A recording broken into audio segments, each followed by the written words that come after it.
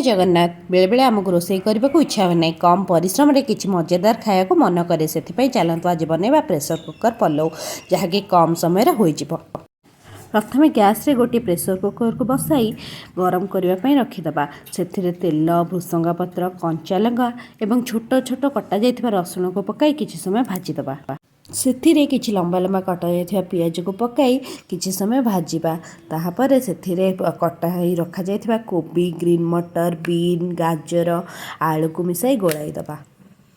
आपण चाहिए से कैप्सिकम बीटरूट को मध्य ऐड करि परिबे।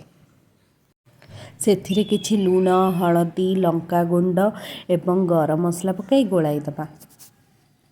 वर्तमान एठिरे छोट छोट कटा होई रखा जाइथिबा टमाटो एवं चाउल को मिसाई गोलाई दबा।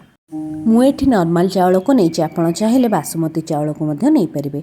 से आवश्यक अनुसार पानी दे गोटे लेंबू चिपुड़ी गैस फ्लेम को हाई करी 3टी हुइसिल आसिबा पर्यंत छाड़ीदबा। मान प्रस्तुत हो गला टेस्टी टेस्टी प्रेसर कुकर पलाउ।